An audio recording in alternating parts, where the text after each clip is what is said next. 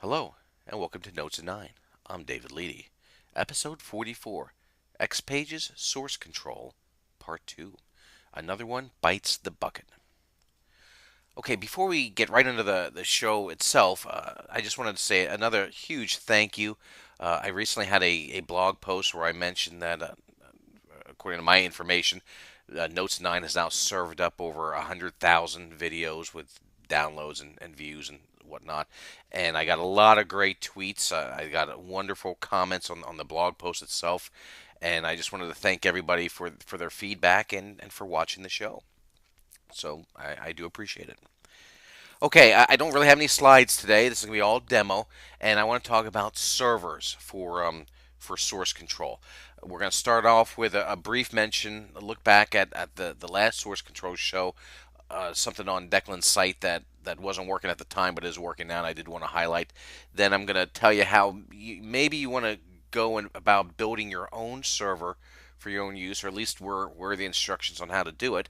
And then I go a little more into why you might not want to do that. And there is a public server called Bitbucket, which is awesome and worked very well. And they actually are at least slightly XPages friendly now. So let's go right into the demo. Okay, before we get into the meat of things, I did want to make a one kind of look back at the previous show, my first show I did on source control, which was NotesIn9 41. And in that show, I kind of pointed you to Declan's server for Redmine and Mercurial repositories. Redmine being the project tracker. And, oops, let's find it here. And in there, there was a plugin that just wasn't working right that showed to show you where the link was to plug into your Eclipse Domino Designer portion. And that's here. If you go to repository, right here, this, and I don't know why that's showing up here. And if you go here, Mercurial, and then this is the link that you would use to put in there. And then in that show, I knew what it was, but this is where you go find it if you're not sure. Okay, so let's get rid of that. Now, if you want to build your own server, Declan, his site, www.qtzr.com, he's kind of like had a blog series. This goes back a little bit, so you're gonna need to scroll down on how to set up, your own source control server, and he takes you through those steps. So if you want to control it yourself, keep it in your own environment or so, you can certainly build your own. Now, if you don't want to follow all those steps, you could go to Bitnami. And Bitnami is, I haven't actually done this yet, though. Up until this afternoon, I really wanted to, but now I don't. And I'll tell you why in a minute. Maybe downloads here. Um, and if we look at Bitnami, oops, I apologize if this is going a little slow. I'm outside piano lessons again, and I'm tethered to an iPhone, so it's not the fastest connection. So here is kind of like a pre-built installer for Redmine. And you can do it as a virtual machine. You can do it as part of the Amazon cloud. You can get it for Windows.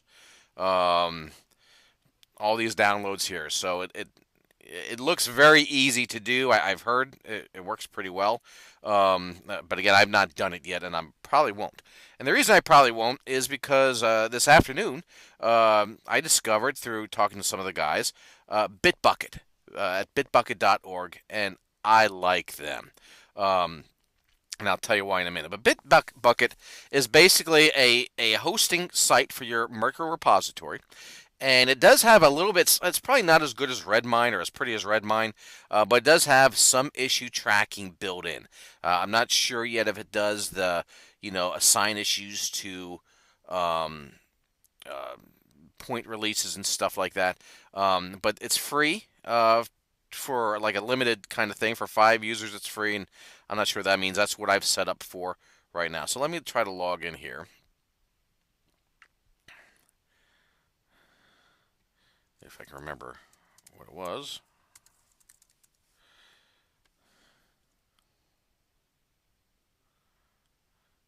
Okay, so now I'm logged in. And what I can do, oops. All right, well let's do this. Let's create a new project. I'm going to go to repositories, create repositories.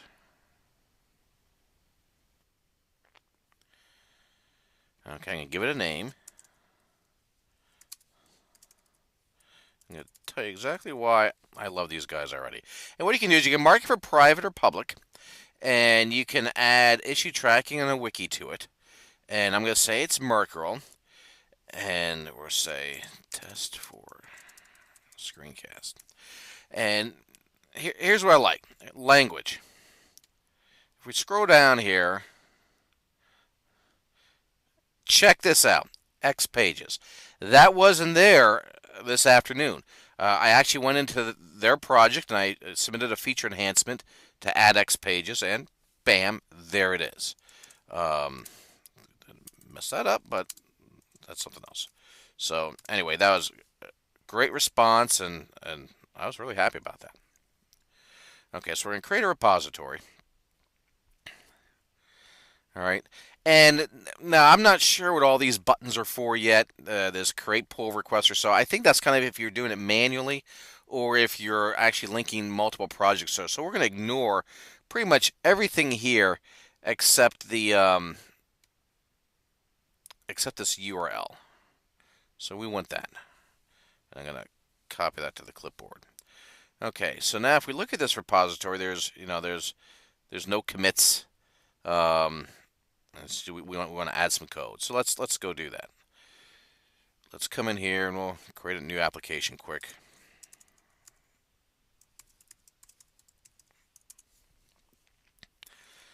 And then what we'll do is we'll add an X page quick, new X page.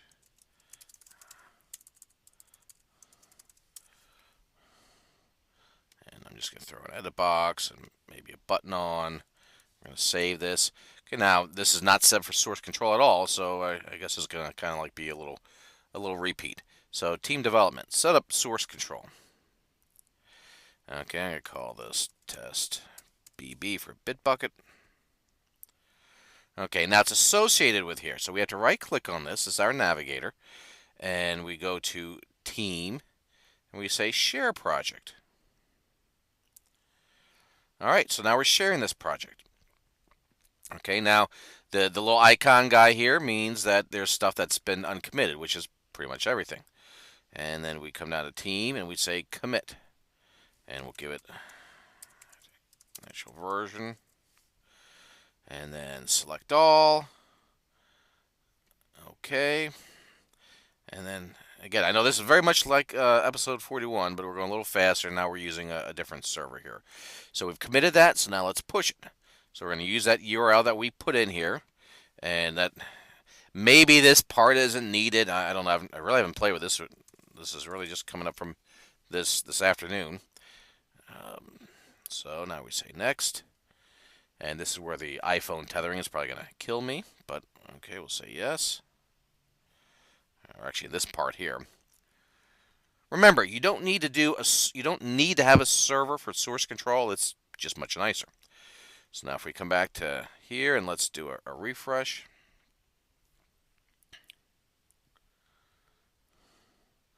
Okay, so we can see it. Here's the initial version. Okay, and we can see, we can click on this and we can actually drill down to the code. It does look a little different, so it does take a little getting used to. Here's test page, and here's the markup from that test X page. So now if we come back in here, and if we change this markup, and let's get rid of that, put something else in to try to make it a little more interesting, and then we're going to commit that. And you don't have to do commit push, commit push. You can do commit, commit, commit, and then push at the end of the day. But that works too. Minor fix. Probably say this to say Leedy. And say OK. Okay. Team push.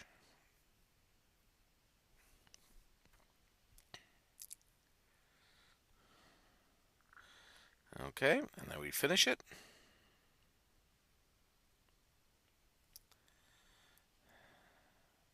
Now, what I've not shown you is how to install Mercurial into Designer. You refer to episode 41 for that. I've done nothing different from that show. So if we come back here and then we do a refresh, we should see this change.